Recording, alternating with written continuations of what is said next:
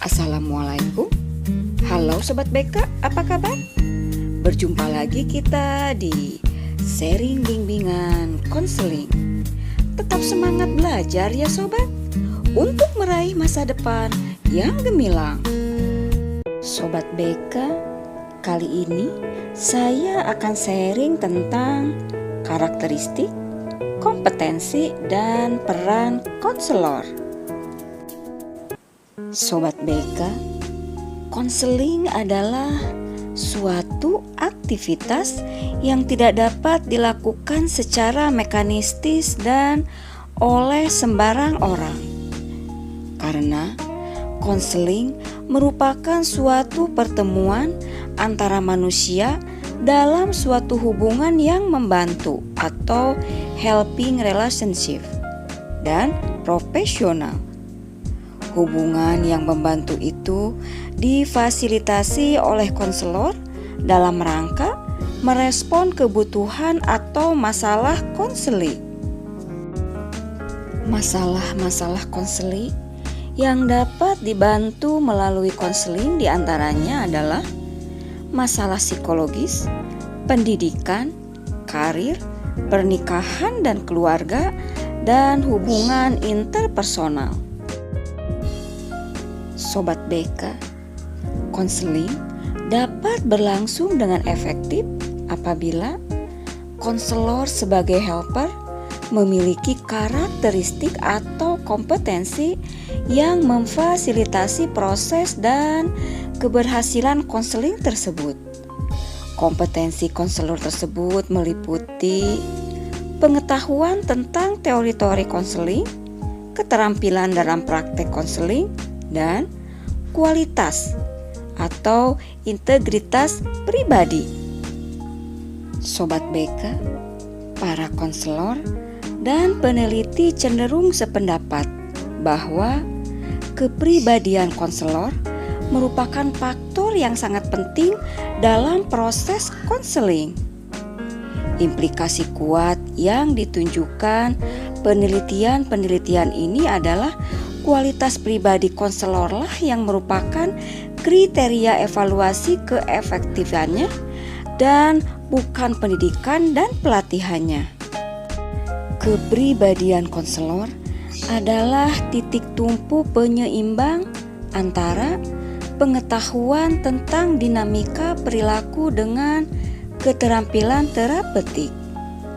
Apabila titik tumpunya kuat, pengetahuan dan keterampilan akan bekerja dengan seimbang, sehingga menghasilkan perubahan tingkah laku yang positif dalam konseling. Dan sebaliknya, apabila titik tumpunya lemah, yaitu kepribadian konselor tidak menunjukkan sifat suka membantu, pengetahuan dan keterampilan konselor tidak dapat digunakan secara efektif atau justru akan mengganggu proses konseling. Sobat BK, kepercayaan bahwa kepribadian konselor merupakan faktor kunci dalam hubungan konseling mengundang dua pertanyaan penting. Yang pertama, apakah kepercayaan ini berarti bahwa kepribadian yang suka menolong dapat menggantikan pengetahuan perilaku yang tidak cukup atau keahlian terapis yang buruk? Jawabannya tidak. Perilaku manusia adalah sesuatu yang kompleks. Ada bagian yang masih merupakan misteri. Namun, ada pula bagian yang sudah diketahui. Kepribadian yang suka menolong, pengetahuan mengenai perilaku dan keterampilan konseling tidak dapat saling menggantikan satu sama lain. Konselor yang suka menolong namun tidak memiliki pengetahuan dan keahlian menolong bisa disamakan dengan seorang pengemudi handal yang mengemudikan kendaraan yang tidak aman. Walaupun pengemudi mempunyai kepribadian yang baik, kecelakaan bisa saja terjadi. Pertanyaan yang kedua adalah, apakah apakah ini berarti bahwa kualitas pribadi dapat dipelajari dengan keadaan dan cara yang sama seperti pengetahuan perilaku dan keterampilan konseling? Jawabannya tidak, karena manusia memperoleh kualitas pribadi berbeda dengan cara belajar pengetahuan dan keterampilan.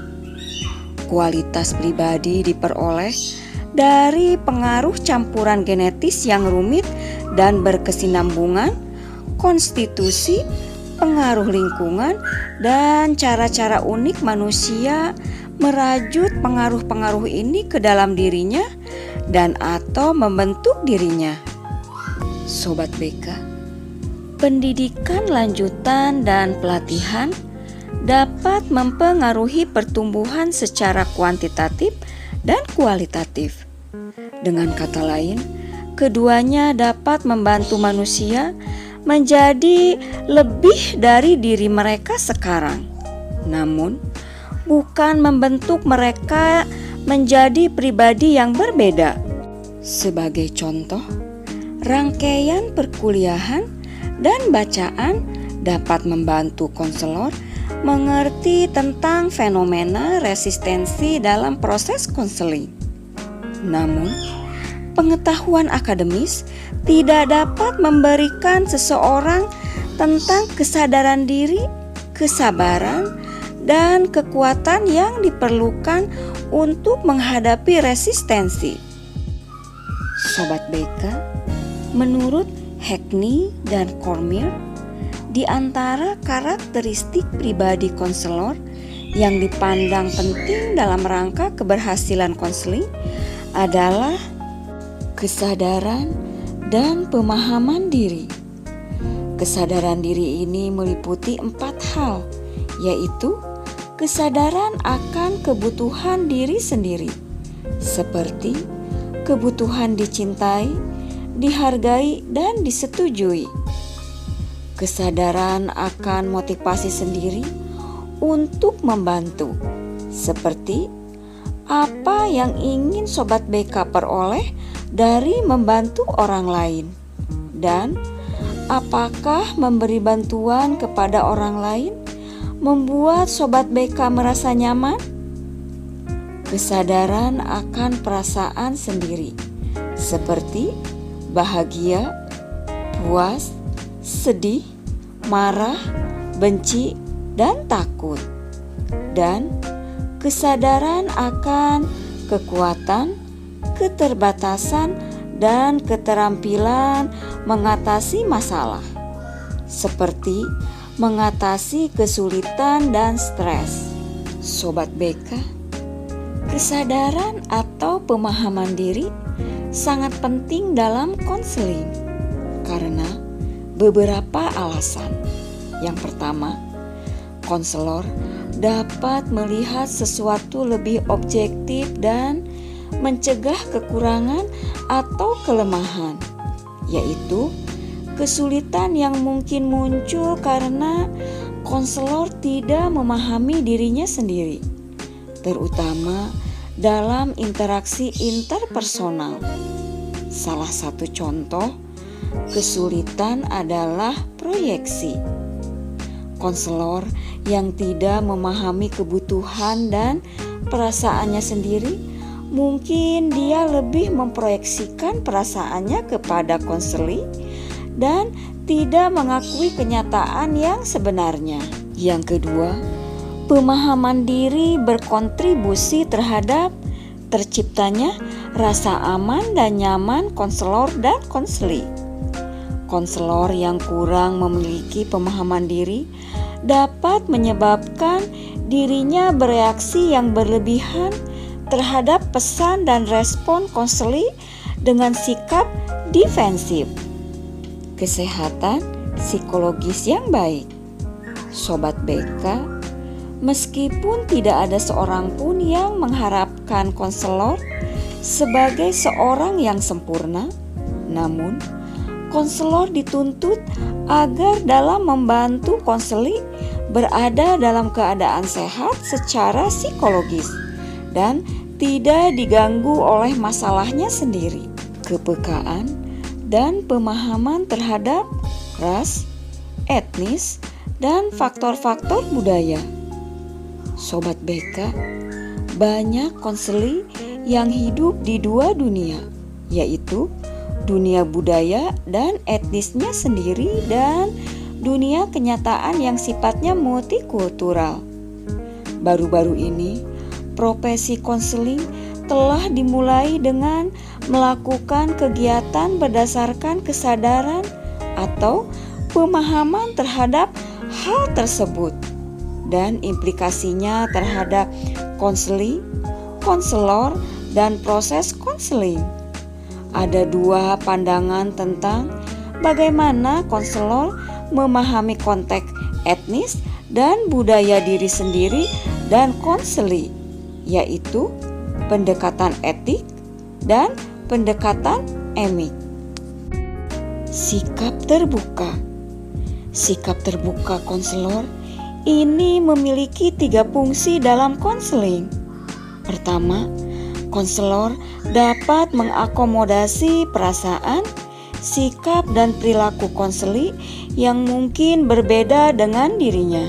Kedua, konselor dapat berinteraksi secara efektif dengan konseli yang beragam. Ketiga, sikap terbuka merupakan syarat bagi terjalinnya komunikasi yang jujur. Kompeten. Sobat BK, standar etika profesi kesehatan mental berupaya untuk memelihara kompetensi standar tinggi. Kompetensi merujuk kepada pengetahuan dan keterampilan konselor untuk membantu konseli. Sifat dapat dipercaya.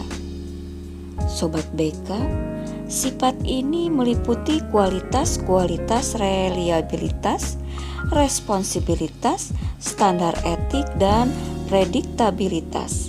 Sifat ini sangat penting dalam konseling karena berpengaruh terhadap hubungan yang positif antara konselor dengan konseli dan dapat mendorong konseli untuk membuka diri sehingga masalah-masalah yang sangat pribadi dalam kehidupannya.